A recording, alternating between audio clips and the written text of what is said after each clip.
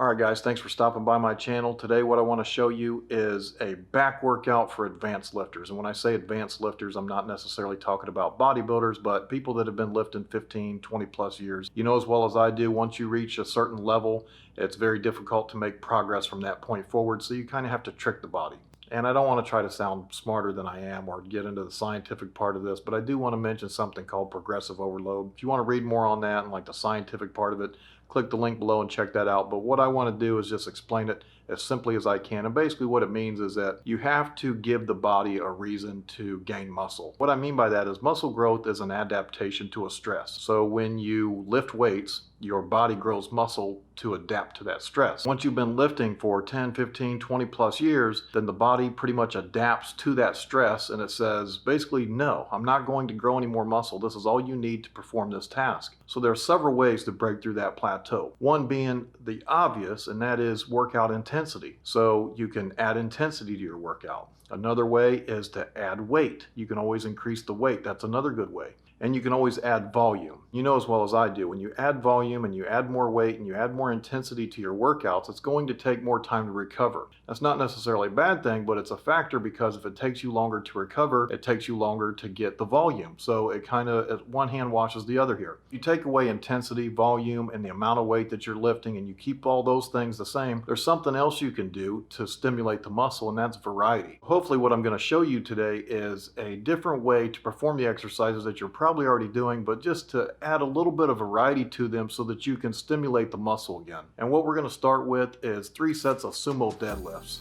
So when I was younger, I didn't know any better, and I always tried to take my back out of deadlifts because I was afraid of injury, and not realizing the gains that I was leaving on the table by not incorporating my back more. When you start your workout off with these deadlifts, it's going to wake the back up and tell it it's time to get to work.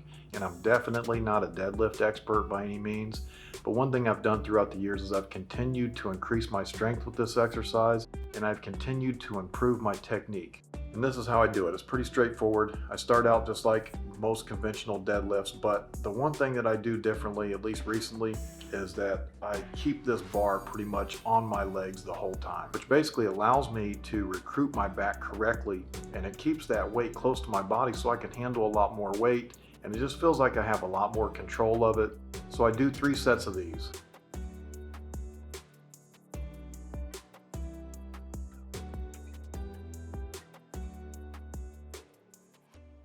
All right, so we're on to the next exercise, and that's pull-ups. Deadlifts and pull-ups go together like guns and bullets. Deadlifts and pull-ups go together like bread and butter. If deadlifts are your bread and butter, then pull-ups are your butter. If deadlifts are your bread and back training, then pull-ups are the butter. Deadlifts and pull-ups are your bread and butter of back training. What I've done recently is tried banded pull-ups. When I do a standard pull-up, I can easily do 10 or 12 per set. Of course, I'm always trying to recruit my back muscles, but I find myself just trying to get through the set and trying to get that quantity. When I do a banded pull-up though, it kind of changes my focus. I can also focus more on time under tension and just give a really solid technique with each rep. Not saying I can't do that with regular pull-ups, but I'm just not able to do that many with that kind of quality. What we want to do is pause here at the top.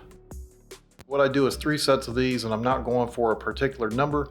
I'm going for a feel. I'm making sure that I'm getting a real good burn right here. All right, on to the next exercise, rows. And when you do rows, obviously you're trying to recruit as much of your back as possible, but obviously you can't completely negate your biceps because your biceps are pulling the weight. But what I've learned throughout the years is that you can recruit your back muscles a lot better by using this simple analogy, and that is to visualize your hands as hooks. So we're going to do 3 sets of these. The 3rd set we're taking until failure, and not focused on the amount of weight. We're focused on the time under tension, good technique, and again, visualizing my hands as hooks to recruit as much of my back as possible. All right, so for this next exercise, we're going back to the pull-ups again, but not just ordinary pull-ups. We're going to add a twist to them, literally. And what I mean by that is we're going to use these handles. And I don't know if you have access to these at your gym, but they're fairly cheap. I'm going to bloop up a picture of them right here. And I just want to mention I'm not an Amazon affiliate and I'm not endorsed by this company or anything, but I think it's a great way to add variety to your back workout. And I'm going to continue using the band because, as I said before, it helps you with the time under tension and it really helps you focus on that technique. What I want to do here is pause at the top of the concentric, So much so that it's difficult to hold in place. You can see here my hands are shaking. So I grew up in the 70s and 80s, and that was way before YouTube or Instagram. And back then, growing up, if you wanted to know anything about exercise or fitness, you had to look at a Muscle Fitness magazine. For those of you old enough to remember that magazine, that was my go-to when I was growing up. I have vivid memories of borrowing those magazines from my dad and just looking through those pages and looking at Arnold and Dorian Yates and Flex Wheeler and all those guys. And I remember how they appeared to be larger than life to me, and that's what really drew me into bodybuilding at a young age. And, wait, where was I going with that? What the hell are you talking about? Oh yeah, so now that we do have YouTube and the internet, there's plenty of information out there. And like a lot of you, I like watching a lot of YouTube influencers. Some of my favorites are Greg Doucette and John Meadows. And this last exercise is inspired by John Meadows. It's called the Meadow Row. And ever since I saw these on his channel, I've been incorporating them into my back training, and I like them a lot. And it's real similar to a T-bar row, but you just use one hand and you kind of stand at a different angle. And obviously you rotate each arm. And I'm just gonna do 3 sets of these. And I think it was Greg Doucette that recently said that back training is so difficult because you can't actually see your back when you're working it. And I agree with that, but I'll also add that it's very difficult to feel it sometimes too when you're doing back training. But with these, you'll definitely feel it in your back, especially if you've done these other exercises. So that's it for me, but if you still have some gas left in the tank after doing all these exercises, go ahead and follow it up with 3 sets of your favorite back workout. Leave me a comment below on what you thought of this video, give it a like, and as always, thanks for watching. And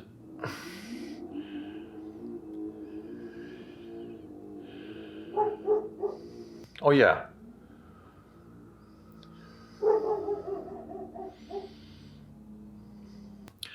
but now that we have the internet and we have YouTube, I get a lot of my information from,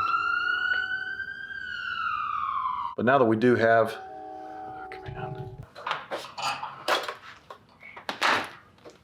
obviously I'm not worried about the weight. I'm focused on the technique, the form, and